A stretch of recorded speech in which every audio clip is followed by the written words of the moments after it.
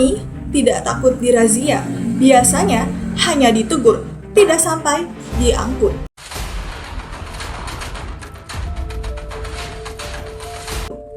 Halo semuanya, saya Alisa Dini Sabila. Di video ini saya akan membahas fenomena yang terjadi di Indonesia akhir-akhir ini. Dan tentu kali ini kita akan mengaitkan ke perspektif hukum pemerintah daerah. Sebelum lanjut, jangan lupa like, komen, dan subscribe supaya diskusi hukum yang kritis seperti ini bisa terus kita hidupkan.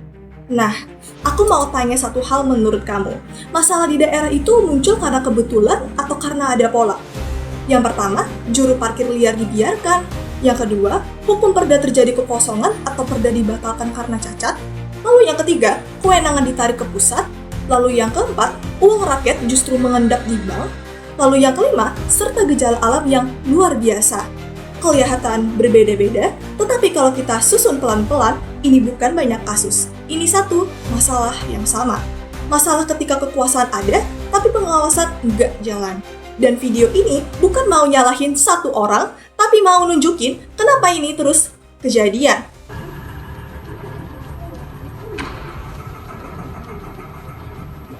Nah, aku akan membahas dari secara normatifnya dulu nih. Jadi, pemerintah daerah sebenarnya telah memiliki perangkat hukum yang jelas dalam mengatur penyelenggaraan parkir. Nah, di Kalimantan Selatan ini memiliki sejumlah peraturan daerah yang secara langsung mengatur mekanisme parkir dan pengelolaannya. Kita akan melihat dari Perda Banjarmasin. Jadi, Banjarmasin itu telah mengeluarkan nih Perda nomor 8 tahun 2011 tentang retribusi pelayanan parkir di tepi jalan umum dan tepi jalan khusus. Lalu, kita akan bergeser nih ke kota Banjarbaru. Kota Banjarbaru juga memiliki perda yang sama, yaitu nomor 24 tahun 2011 tentang penyelenggaraan perparkiran. Lalu kita akan lebih jauh, yaitu ke Kabupaten Tanah Bumbu juga mengeluarkan perda yang sama, yaitu nomor 4 tahun 2017 tentang penyelenggaraan perparkiran. Nah, jadi ketika kita bisa melihat dari sini, dari sisi regulasi, aturan-aturan ini sebenarnya sudah lengkap. Di atas kertas, perda-perda tersebut bahkan sudah mengatur soal izin, standar pelayanan, hingga sanksi administratif maupun pidana bagi pengelola parkir yang ilegal.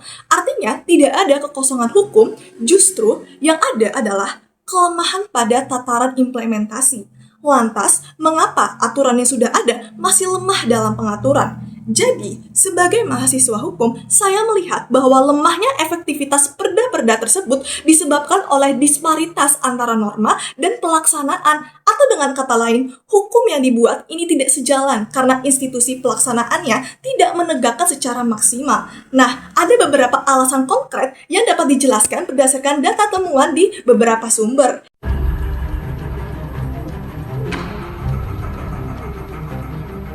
Berdasarkan laporan dari Radar Banjarmasin tahun 2024 menyatakan bahwa banyak ogah atau juru parkir liar yang ketika dirazia hanya diberi teguran atau pembinaan, bukan sanksi administratif ataupun pidana sebagaimana diatur perda. Dalam salah satu wawancara yang dikutip oleh Radar Banjarmasin tahun 2024 mengatakan, "Kami tidak takut dirazia. Biasanya cuma ditegur, tidak sampai diangkut." Menurut saya, pernyataan ini menunjukkan bahwa tidak ada efek jerak karena penindakan tidak tegas. Ketika aparat hanya menegur tanpa tindakan lanjut hukum, maka norma hukum berubah menjadi simbolis, bukan instrumen pengguna lagi sosial. Lalu, sebagai mahasiswa hukum, saya memandang bahwa keberadaan pak ogah dari parkir liar tidak hanya menjadi kegagalan pemerintah daerah, tetapi juga kegagalan dalam masyarakat berpartisipasi untuk menegakkan hukum. Keadilan tidak dapat ditegakkan sepihak oleh pemerintah jika masyarakat sendiri masih menormalisasi pelanggaran kecil. Setiap tindakan memberi uang ke pak ogah atau parkir di tempat terlarang sesungguhnya adalah bentuk partisipasi dalam melanggar hukum. Perda tidak akan bermakna jika masyarakat tidak ikut menjadi bagian dari pelaksanaannya.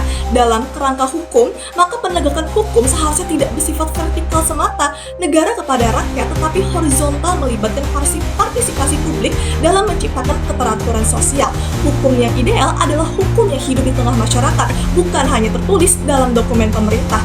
Ketika warga ikut menjaga ketertiban, penolakan praktik pungli, dan menggunakan parkir resmi, maka hukum akan berjalan dengan sendirinya tanpa harus terus diawasi. Penegakan hukum hanya akan kuat bila dijalankan bersamaan. Pemerintah bertugas menegakkan masyarakat berkewajiban menaati. Keadilan tidak bisa ditegakkan sepihak, ia membutuhkan partisipasi aktif warga negara. Sebagai mahasiswa hukum, saya meyakini bahwa efektivitas hukum bukan hanya diukur dari ketegasan aparat, tetapi dari kesadaran kolektif masyarakat untuk menjadi bagian dari penegakan hukum itu sendiri.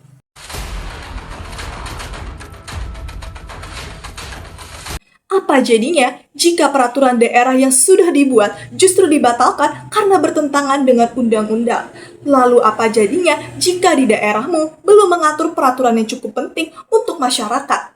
Inilah dua persoalan besar hukum pemerintah daerah di Kalimantan Selatan yang akan kita bahas. Nah, di video ini saya akan membahas dengan fokus pada kekosongan hukum dan konflik norma di atasnya. Tanpa berlama-lama, kita langsung saja akan membahasnya. Oke, kita langsung saja akan membahas ke Kabupaten Hulu Sungai Utara dalam pembatalan 3 perda karena konflik aturan di atasnya. Kita bisa lihat perda apa saja yang telah dibatalkan. Jadi, perda yang telah dibatalkan adalah yang pertama, Perda nomor 2 tahun 2010 tentang izin usaha perikanan dan tanda pencatatan kegiatan perikanan. Lalu yang kedua ada Perda nomor 14 tahun 2008 tentang urusan pemerintahan Kabupaten HSU. Dan perda yang ketiga yaitu nomor 1 tahun 2012 tentang pengelolaan barang milik daerah dan atau pengaturan bantuan keuangan kepada partai politik. Wah, perda yang terakhir cukup menarik perhatian ya teman-teman ya. Nah, sebelum kita membahas nih kenapa sih perda tersebut dibatalkan, kita lebih tahu dulu mengapa sih perda tersebut diajukan oleh Kabupaten HSU. Jadi, mengapa perda tersebut ada? Perda itu dibuat untuk mengatur urusan-urusan lokal, izin usaha perikanan, mengatur aktivitas perikanan skala lokal, pengaturan pemerintah daerah atau urusan administrasi dan tata kelola, pengelolaan aset daerah atau barang milik daerah, serta bantuan keuangan kepada partai politik. Artinya, perda-perda tersebut merupakan upaya regulatif oleh pemerintah kabupaten untuk menjalankan fungsi otonomi daerah, regulasi lokal sesuai kebutuhan kabupaten. Wah, sebenarnya cukup bagus ya, karena perda tersebut dibuat untuk sesuai kebutuhan masyarakat yang ada di HSU sana. Nah, lalu ketika tujuannya bagus, mengapa perda tersebut dibatalkan? Jadi, perda tersebut dibatalkan karena bahwa Gubernur Kalimantan Selatan memerintahkan pembatalan perda-perda tersebut karena bertentangan dengan perundang-undangan yang lebih tinggi. Seperti Perda Izin Usaha Perikanan dan Pencatatan Kegiatan Perikanan bertentangan dengan Undang-Undang Nomor 23 Tahun 2014 tentang pemerintah daerah. Artinya, bidang perikanan ini tidak masuk kewenangannya dalam pemerintah daerah. Nah, lalu pada pengelolaan aset daerah atau bantuan urusan partai politik dianggap bertentangan nih dengan peraturan pemerintah dan peraturan Menteri Perdagangan RI terkait bantuan partai, sehingga tidak boleh diatur oleh perda kabupaten. Perda tentang urusan pemerintah kabupaten juga dinilai tidak sesuai nih struktur kewenangan yang diatur dalam undang-undang dan peraturan pemerintah.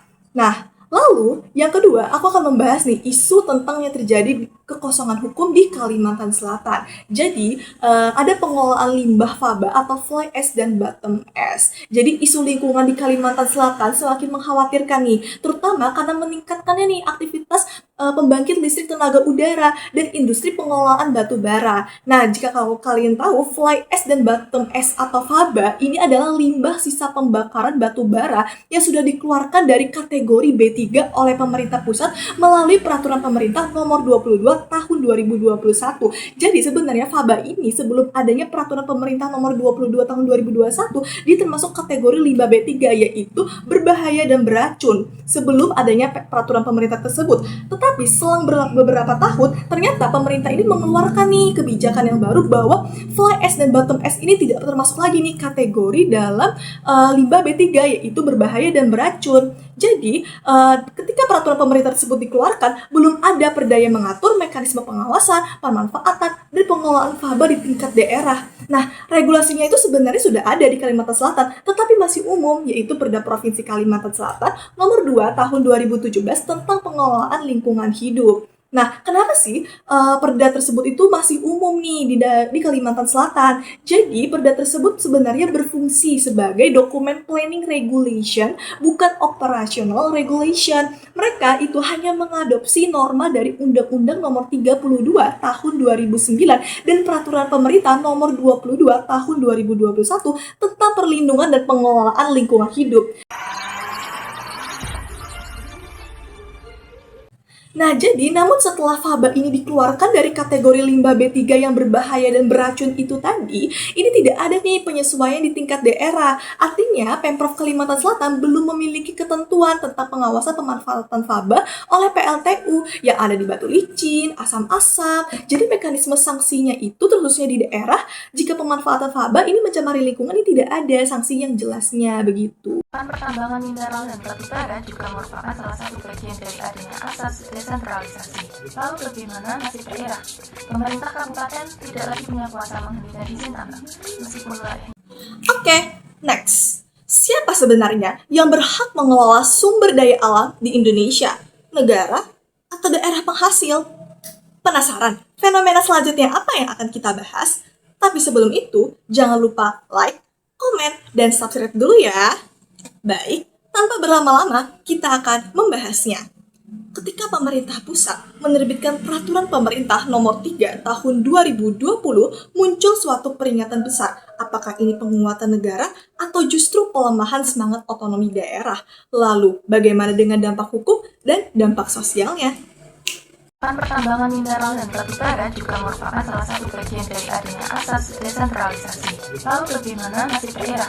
Pemerintah kabupaten tidak lagi punya kuasa menghentikan izin tambang, meskipun wilayah. Jadi, ketika kita ingin melihat apakah adanya terjadinya perpindahan desentralisasi ke sentralisasi, kita harus membandingkan dulu nih undang-undang sebelum dan sesudahnya. Jadi, aku akan membahas dulu undang-undang terbaru yang itu Minerba yang dikeluarkan pemerintah, yaitu Undang-Undang Nomor 3 Tahun 2020. Tertera dengan jelas bahwa dalam pasal 4 ayat 2 yang berbunyi, penguasaan mineral dan batu bara oleh negara diselenggarakan oleh pemerintah pusat sesuai dengan ketentuan undang-undang ini. Lalu, pasal 6 ayat 1 berbunyi, pemerintah pusat berwenang menetapkan rencana pengelolaan kebijakan nasional, perizinan berusaha, pembinaan dan pengawasan, serta pengelolaan penerimaan negara bukan dari pajak hasil usaha pertambangan. Nah, kita akan membahas tentang Undang-Undang Nomor 4 Tahun 2009 sebelum dari adanya Undang-Undang Nomor 3 Tahun 2020. Di sini kita akan melihat perbedaan.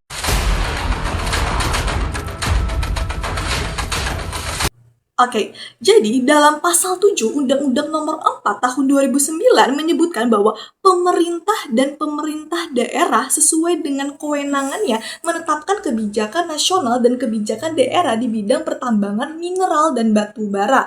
Lalu dilanjutkan dengan pasal 8 Undang-Undang Nomor 4 Tahun 2009 yang memberikan kewenangan pemerintah daerah, provinsi, atau kabupaten atau kota untuk mengeluarkan izin usaha pertambangan, melakukan pembinaan, pengawasan, serta penegakan hukum administratif di wilayahnya. Nah, di sini justru sangat benar-benar kelihatan ya, teman-teman ya, antara adanya perpindahan desentralisasi menuju sentralisasi. Mengapa demikian? Karena dalam Undang-Undang Nomor 3 Tahun 2020 yang terbaru tertera dengan jelas dalam pasal 4 ayat 2 bahwa tertulis diselenggarakan oleh pemerintah pusat, hanya pemerintah pusat. Begitupun juga dengan pasal 6 ayat 1 juga hanya pemerintah pusat yang berwenang menetapkan rencana pengelolaan. Sedangkan ketika kita melihat undang-undang sebelumnya, yaitu Undang-Undang Nomor 4 Tahun 2009, tertera dengan jelas dalam pasal 7 dan pasal 9 bahwa pemerintah dan pemerintah daerah sesuai kewenangannya ini dapat mengatur bidang pertambangan mineral dan batu bara. Wah, di sini sangat-sangat benar-benar terlihat ya teman-teman ya, bagaimana adanya perpindahan antara desentralisasi menuju sentralisasi. Nah, fakta inilah yang menunjukkan bahwa pengaturan kewenangan Pemda dulu itu bersifat substantif, artinya meliputi penetapan wilayah izin usaha pertambangan, pengawasan lingkungan tambang, hingga penertiban sanksi administratif. Maka ketika Undang-Undang Nomor 3 Tahun 2020 menghapus pasal 7 dan pasal 8 tersebut, hal itu merupakan pergeseran besar dari desentralisasi ke arah sentralisasi penuh. Secara konstitusional, sebenarnya kebijakan ini masih dapat dibenarkan karena pasal 33 ayat 3 Undang-Undang Dasar 1945 menyatakan bahwa sumber daya alam dikuasai oleh negara. Berarti kewenangan tersebut dapat dipegang oleh organ pemerintah yang paling efektif dalam hal ini. Pemerintah pusat, namun bila dapat dilihat dari semangat otonomi daerah, sentralisasi kewenangan Minerba tidak sejalan dengan prinsip desentralisasi yang diatur dalam pasal 18 Undang-Undang Dasar 1945 dan Undang-Undang Nomor 23 Tahun 2014 tentang pemerintah daerah, di mana daerah memiliki hak mengatur dan mengurus urusan pemerintah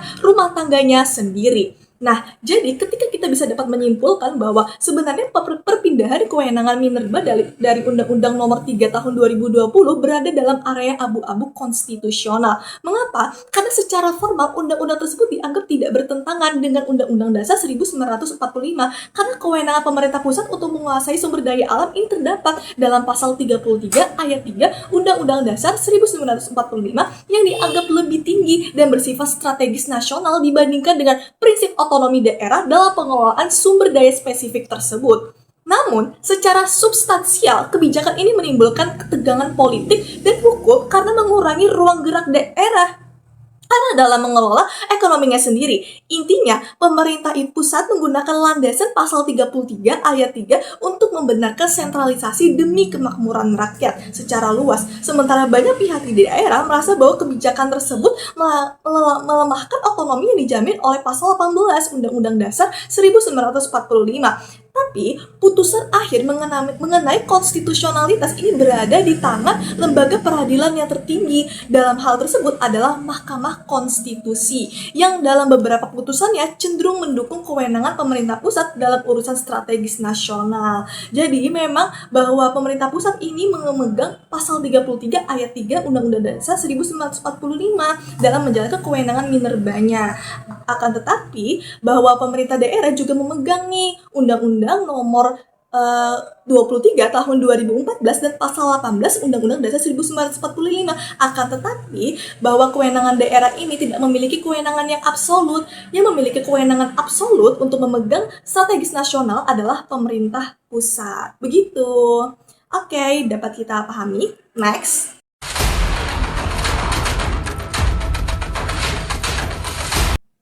Oke, next. Kembali kita ke fenomena yang keempat.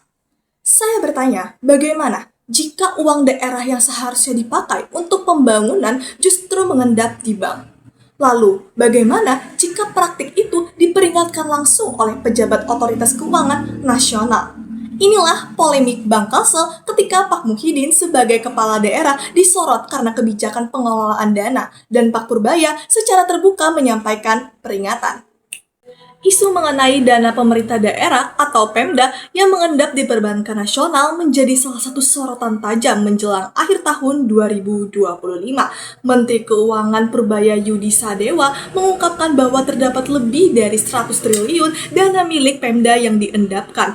Bahkan pada krusial 3 tahun 2025 mencapai 234 triliun di rekening bank daerah. Menurut Pak Purbaya, kondisi ini bukan akibat kekurangan dana dari pemerintah pusat, melainkan karena lambatnya penyerapan anggaran daerah. Ia menegaskan banyak Pemda yang sengaja menahan dana dalam bentuk giro maupun deposito sebagai dana jaga-jaga menghadapi awal tahun anggaran, dengan alasan mengantisipasi keterlambatan transfer dana dari pusat pada periode Januari sampai Februari. Pandangan serupa diutarakan juga nih sama ekonom UGM yang menyebut bahwa kebiasaan mengejar serapan tanpa memperhatikan efisiensi belanja justru menimbulkan ketidakefektifan fiskal dan memperlemah daya dorong ekonomi lokal. Daftar 15 Pemda dengan simpan kas terbesar yang dirilis oleh Kementerian Keuangan yang dikutip oleh Tempo.co menempatkan beberapa daerah besar di posisi teratas, salah satunya Provinsi Kalimantan Selatan, khususnya Kota Banjarbaru. Berdasarkan data Bank Indonesia, total dana kas Pemprov Kalsel yang tersimpan di perbankan mencapai Rp 4,7 triliun hingga Rp 5,165 triliun. Sebagian besar berada di Bank Kalsel dalam bentuk deposito sekitar Rp 3,9 triliun dan sisanya giro aktif. Angka tersebut membuat Kalimantan Selatan masuk radar Purbaya sebagai daerah dengan potensi penyerapan anggaran rendah. Menteri Keuangan tersebut bahkan mengingatkan agar Pemda yang terbukti menimbun dana siap diperiksa oleh BPK karena dianggap tidak efisien. Namun tudingan itu langsung direspon tegas oleh Gubernur Kalimantan Selatan Haji Muhyiddin. Dalam konferensi pers di Banjarmasin, ia menegaskan bahwa dana Rp 4,7 triliun tersebut bukan untuk mengendap, melainkan kas aktif yang dikelola secara produktif. Ia menyebutkan bahwa dana deposito di Bank Kalsel menghasilkan menghasilkan bunga sekitar 21 miliar per bulan yang seharusnya disetor kembali ke kas daerah sebagai pendapatan asli daerah atau PAD. Ia bahkan menuding bahwa data yang dipakai oleh Kementerian Keuangan ini tidak akurat akibat kesalahan input kode rekening Pemprov di sistem perbankan nasional sehingga terbaca seolah-olah dana mengendap di entitas lain. Menurut wawancaranya dalam Banjar TV, gaya tutur yang tegas, ia menyebutkan bahwa pernyataan Purbaya sebagai koboi salah tembak, menandakan bahwa sang gubernur kali ini tampil jauh dari citra khasnya yang kurihing atau ramah dan bersahaja, dan menunjukkan tensi politik tinggi demi membelakan kredibilitas fiskal daerah. Lalu berdasarkan Undang-Undang Nomor 1 Tahun 2022 tentang hubungan keuangan antara pemerintah pusat dan pemerintah daerah serta Peraturan Pemerintah Nomor 12 Tahun 2019 tentang pengelolaan keuangan daerah, pemerintah daerah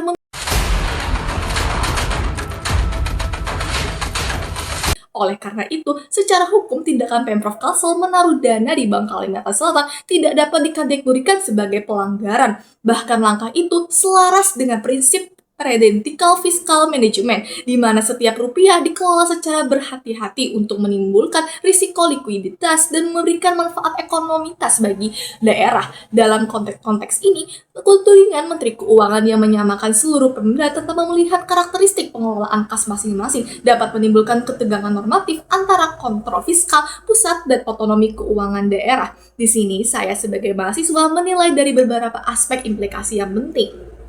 Pertama, dari aspek persepsi publik, tudingan pemerintah pusat berpotensi menciptakan citra negatif bahwa Pemprov Kalsel ini tidak baik dalam mengelola uang rakyat. Padahal faktanya, dana tersebut justru produktif menghasilkan pendapatan tambahan bagi daerah. Lalu yang kedua, dari aspek otonomi fiskal, sikap tegas Muhyiddin menegaskan kemandirian daerah dalam mengelola kasnya sesuai prinsip kehati-hatian tanpa harus selalu tunduk pada tekanan politik fiskal.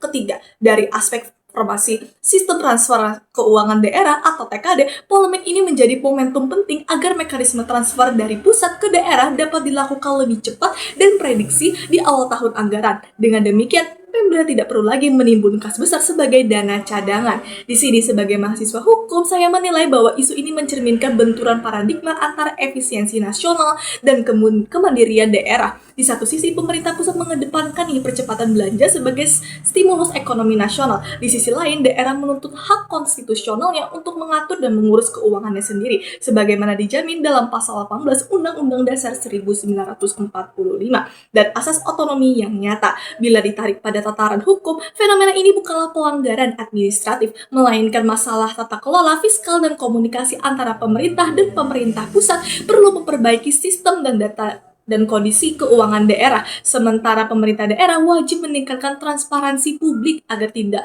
menimbulkan salah tafsir. Jadi dapat disimpulkan bahwa Kalimantan Selatan memang termasuk dalam daftar daerah dengan kas besar. Namun secara faktual, dana tersebut tidak mengendap, melainkan dikelola aktif dan produktif melalui Bank Kalsel. Respon Gubernur Muhyiddin yang keras merupakan bentuk pembelaan atas kredibilitas fiskal daerah, sekaligus ekspresi dari otonomi fiskal yang dijalankan secara bertanggung jawab. Polemik ini mengajarkan bahwa dalam tata kelola keuangan publik, angka tidak boleh dibaca secara kering, tetapi harus dikontekstualisasikan dengan dasar hukum, kebijakan fiskal, dan kondisi sosiologis masyarakat. Pemerintah pusat perlu berhati-hati dalam merilis data agar tidak menciderai kepercayaan publik kepada daerah. Sementara daerah harus terus memperkuat transparansi dan akuntabilitas untuk menjaga legitimasi fiskalnya. Dalam perspektif hukum keuangan daerah, inilah mencerminkan dialektika antara kontrol dan kedaulatan fiskal daerah dalam bingkai negara kesatuan Republik Indonesia. Ya, juga terdampak akibat bencana tersebut yang beberapa rumah yang berada di wilayah ini juga tergenang oleh banjir. Tak henti-hentinya, kita kembali dihadapkan pada kabar duka dari Sumatera. Bencana alam kembali datang, membawa dampak besar bagi banyak keluarga. Video ini dibuat sebagai bentuk kepedulian kita bersama untuk berbagi informasi, memahami apa yang sebenarnya terjadi, dan menguatkan satu sama lain di tengah situasi yang sulit. Saya menyampaikan bela sungkawa yang sedalam-dalamnya kepada seluruh korban dan keluarga yang terdampak. Semoga para korban mendapatkan tempat terbaik dan keluarga yang ditinggalkan diberi kekuatan serta ketabahan. Mari kita dengarkan dan pahami informasi ini bukan hanya sebagai video semata, tetapi sebagai pengingat bahwa bencana alam adalah tanggung jawab kita bersama. Hujan deras turun berhari-hari, sungai meluap tanpa peringatan. Dalam hitungan menit, rumah, jalan, bahkan kampung hilang tersapu air. Akhir 2025, Sumatera kembali dilanda banjir besar. Tapi pertanyaannya, apakah ini murni bencana alam atau ada peran manusia di balik tragedi ini? Banjir besar ini terjadi di akhir November 2025. Wilayah paling terdampak adalah Aceh, Sumatera Utara, dan Sumatera Barat. Hujan dengan entitas sangat tinggi turun hampir tanpa jeda selama beberapa hari. Sungai-sungai tak lagi mampu menampung air. Puncaknya, banjir bandang datang secara tiba-tiba. Di daerah dataran rendah dan lembah sungai air bercampur lumpur, batu, dan kayu langsung menerjang pemukiman. Banyak warga bahkan tidak sempat menyelamatkan barang, apalagi diri mereka. Ribuan rumah rusak, jalanan di jembatan terputus, aktivitas lumpuh total. Alasan pemerintah belum menetapkan bencana nasional. Namun, secara formal ternyata pemerintah belum menetapkan banjir Sumatera sebagai bencana nasional karena beberapa pertimbangan hukum dan administratif. Menurut BNPB, penetapan status bencana nasional tidak otomatis hanya dari besar atau luasnya dampak, tetapi juga melihat kemampuan pemerintah daerah menangani bencana tersebut.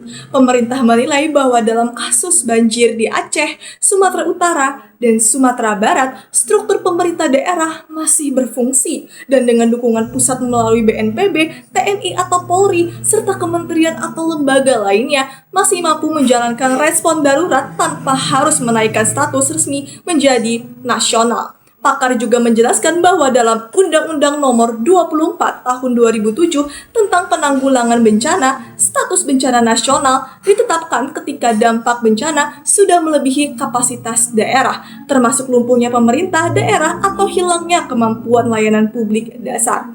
Intinya, secara hukum, status bencana nasional bukan sekedar melihat bahaya banyaknya korban atau luas wilayah yang terdampak, tetapi indikator kemampuan daerah menanggulangi sendiri dan bagaimana koordinasi lintas lembaga berjalan dalam konteks hukum nasional. Lalu, wajar saja hal ini memicu reaksi kuat di publik dan elemen masyarakat sipil. Beberapa pakar, mahasiswa, dan organisasi sipil menganggap bahwa kondisi di Aceh dan Sumatera telah boleh dikatakan layak ditetapkan sebagai bencana nasional. Kenapa? Karena yang pertama, dampaknya luas mencakup puluhan kabupaten atau kota. 2. Korban jiwa mencapai ratusan, bahkan lebih dari 1.000 jiwa. Yang ketiga, kerusakan infrastruktur dan kebutuhan evakuasi tinggi. Yang keempat, pelayanan dasar seperti kesehatan, air bersih, dan listrik terganggu. Lalu yang kelima, ratusan ribu hingga jutaan warga mengungsi. Karena itu, muncul desakan dari berbagai pihak bahwa pemerintah seharusnya mengubah status ini menjadi bencana nasional agar pertama, koordinasi lintas kementerian dan Pemda menjadi lebih kuat. 2. Akses anggaran dan sumber daya bisa lebih cepat. Yang ketiga, dukungan internasional lebih mudah diproses. Lalu yang keempat, penanganan jangka panjang menjadi prioritas bersama. Bahkan di beberapa daerah terdampak seperti dilaporkan, ada pejabat daerah yang secara emosional menyatakan tidak sanggup menangani bencana di wilayahnya sendiri, yang menjadi simbol dari tantangan besar yang dihadapi pemerintah daerah dan masyarakat setempat. Lalu yang ketiga, dari perspektif hukum pemerintah daerah dan penanggulangan bencana, saya melihat dari pandangan saya sendiri. Yang pertama, Undang-Undang Nomor 24 Tahun 2007 secara jelas memberikan ruang bagi pemerintah pusat untuk menetapkan status bencana nasional ketika bencana melampaui kemampuan daerah. Argumen pemerintah bahwa daerah masih belum mampu tidak sepenuhnya lepas dari diskresi. Namun pengukurannya sangat teknis dan bisa diperdebatkan dalam hukum. Lalu yang kedua, penetapan bencana nasional adalah instrumen hukum dan administratif yang menguatkan komitmen negara untuk melindungi hak warga sipil, bukan sekedar label. Ketika korban mencapai ribuan dan layanan dasar terganggu, pertanyaan besar muncul. Apakah kewenangan daerah masih cukup tanpa status nasional? Ketiga, kita juga harus mempertimbangkan bahwa fungsi check and balances antara pemerintah pusat dan daerah serta DPR sudah seharusnya lebih aktif ketika seorang bupati atau kepala daerah mengaku kewalahan. Itu menunjukkan kekosongan fungsi pengawasan dan respon berjenjang yang idealnya hadir dalam sistem pemerintahan desentralisasi. Lalu yang keempat, penetapan status nasional juga memberikan kepastian hukum bagi alur bantuan, investasi pemulihan, dan mitigasi jangka panjang yang jika hanya bergantung pada status daerah dapat menjadi dasar hukum yang lebih rapuh dalam pelanggaran. Lalu sebagai mahasiswa hukum, saya melihat bahwa bencana di Aceh di beberapa wilayah Sumatera ini seharusnya menjadi alarm keras bagi pemerintah. Bukan hanya soal cepat atau lambatnya bantuan, tapi soal kepekaan dalam membaca situasi di lapangan. Ketika dampak bencana sudah meluas, korban terus bertambah dan bahkan ada kepala daerah yang secara terbuka menyatakan tidak sanggup menangani bencana di wilayah sendiri. Menurut saya, ini bukan lagi sekedar masalah administratif, tapi sudah menyentuh tanggung jawab negara terhadap keselamatan warganya.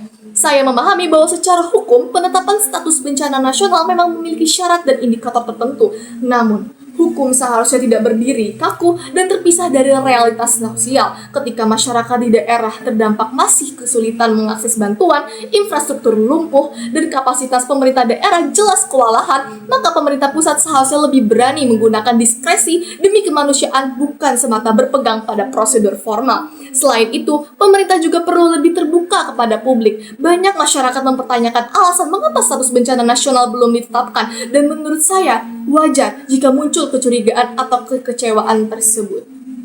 Transparansi sangat penting agar publik memahami bahwa keputusan tersebut benar-benar didasarkan pada kajian yang matang, bukan pertimbangan politis atau kekhawatiran akan konsekuensi administratif semata.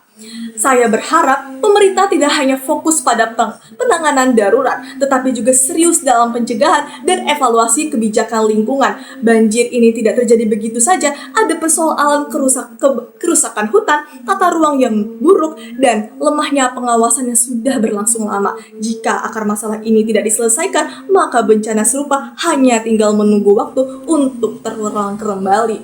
Saya ingin menekankan bahwa atau tidak menetapkan bencana nasional bukan soal gengsi negara atau citra pemerintahan. Ini soal kehadiran negara di saat warganya paling membutuhkan. Hukum seharusnya menjadi alat untuk melindungi rakyat, bukan justru membatasi respon kemanusiaan ketika situasi sudah darurat. Dari seluruh pembahasan yang telah saya sampaikan, mungkin saya bisa dapat menyimpulkan berbagai peristiwa yang terjadi akhir-akhir di Indonesia, menunjukkan adanya pola permasalahan yang cukup berulang. Fenomena tersebut memperlihatkan bagaimana kebijakan, pelaksanaan di lapangan, serta kapasitas pemerintah seringkali belum berjalan selaras dengan kebutuhan masyarakat. Situasi ini menjadi catatan penting bahwa dalam menghadapi persoalan publik, negara tidak hanya dituntut untuk hadir secara administratif, tetapi juga responsif, transparan, dan berpihak pada kepentingan masyarakat. Melalui pembahasan ini, diharapkan muncul kesadaran bersama bahwa setiap kebijakan dan keputusan publik memiliki dampak langsung terhadap kehidupan masyarakat luas. Oleh karena itu, diperlukan evaluasi yang berkelanjutan, pengawasan yang lebih kuat, serta keterlibatan publik agar fenomena-fenomena serupa tidak terus terulang kembali.